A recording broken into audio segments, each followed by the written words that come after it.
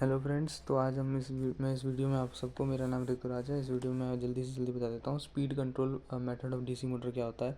ये एक टॉपिक है जो आईपी यूनिवर्सिटी के उसमें है, सिलेबस में ई एस में, ठीक है, इलेक्ट्रिकल साइंस में। तो ये एक फार्मूला होता है, n is equal to n होता है, स्पीड होता है, ये आरपीएम में होता है, रोटेशन पर मिनट होता है आरपीएम की फुल फॉर्म, और ये के V R A I A minus upon 5 होता है, ठीक है। तो के जो होता है यहाँ पे कांस्टेंट है, यहाँ लिख दिया है। R A and I A resistance and current of ammeter है, ये आर्मीचर है। आर्मीचर जो मैं उसके बारे में भी बता दूंगा एक वीडियो बना के। तो इसमें क्या है कि if we change the flux, अगर हम फ्लक्स को चेंज करते हैं, जो एन तो फ्लक्स कहते हैं, तो इसको हम फ्लक्स कंट्रोल मेथड कहते हैं। ये भी एक टॉपिक है, मतलब आप सिलेबस पढ़ेंगे तो उसमें पता चलेगा। एक रियोस्टेट कंट्रोल मेथड होता है अगर हम आर ए और आई ए को चेंज करेंगे, और एक होता है वोल्टेज, जब चेंज करेंगे तो उसको वोल्टेज कंट्रोल मेथड कहते हैं। ये तीनों मेथड समझ आ गए होंगे।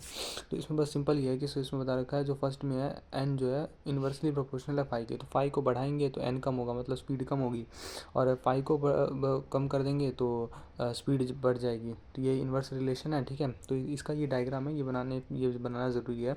क्या करते हैं हम, जब हम फ्लक्स के अक्रॉस में जब हम रेसिस्टेंस को लगा देंगे ना, तो इससे क्या होगा, करंट कम हो जाएगा। करंट कम होगा तो क्या, फ्लक्स कम हो जाएगा। फ्लक्स कम होगा तो फिर स्पीड में वो हो जाएगी। और अगर हम रेसिस्टेंस को जैसे जैसे रेसिस्टेंस को चेंज करेंगे, इसके अक्रॉस जो रेसिस्टेंस ये, उस हिसाब से हम फ्लक्स की वैल्यू को एडजस्ट कर सकते हैं। मतलब ये है कि रेसिस्टेंस लाने से करंट कम होगा, जिसकी वजह से फ्लक्स चेंज होगा। ये मेन मुद्दा है। फिर इसके बाद अब डीसी सप्लाई होगा, क्योंकि तो हम डीसी का पढ़ रहे हैं, क्योंकि ये स्पीड कंट्रोल मेथड।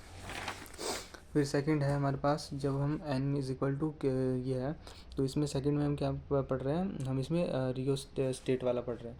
रियो स्टेट क्यों वो बोलते हैं, क्योंकि इसमें हम ना रियो स्टेट की हेल्प लेते हैं इस स्पीड चेंज करने के लिए, क्योंकि हम इसमें इस वैल्यू को कंसीडर कर रहे हैं ना। तो इस वैल्यू में आई तो चेंज करने का तो कुछ है नहीं हमारे पास, तो हम आर को चेंज करते हैं, जिसकी वजह से वो इंक्रीज़ और डिक्रीज़ होता है। क्योंकि हम देखो, ये वैल्यू जितनी बढ़ेगी ये वैल्यू जितनी बढ़ेगी ये कम होगी, ठीक। पर इससे ज़्यादा नहीं हो सकती, क्योंकि नेगेटिव में नहीं हो सकता स्पीड। पर जो v को ये जितना बढ़ेगा, ये v को कम करता रहेगा, और ये इसके साथ डायरेक्टली प्रोपोर्शनल है। तो डायरेक्ट प्रोपोर्शनल तो समझ ही गए होगे रिलेशन की क्या कैसे, अगर थोड़ा बहुत भी मतलब लॉजिक दिमाग में लगा सकते हो तो मतलब समझ आ गया होगा। और यहाँ लिख भी दिया है मैंने। और छोटा सा वीडियो बना रहा हूँ जल्दी से ख़त्म करके, 2 मिनट 3 मिनट में। ये थर्ड मेथड है। थर्ड वाले में क्या है कि ये डायरेक्टली प्रोपोर्शनल वी के, ये वोल्टेज कंट्रोल मेथड है, सिंपल। और इसका हाँ, सेकंड वाले का ही डायग्राम है। ये रियोस्टेट, ये करंट है, ये जा रहा है, ठीक है, और ये तो वो फ्लक्स है, ठीक है। तो यहाँ पे ये डायग्राम बनाना इंपॉर्टेंट हो जाएगा। उसमें थर्ड में सिंपल यही है, मैंने यहाँ पे इतना ही लिख दिया है कि वी की वैल्यू बढ़ाओगे तो स्पीड बढ़ेगी, कम करोगे तो स्पीड कम होगी, सिंपल ख़त्म बात।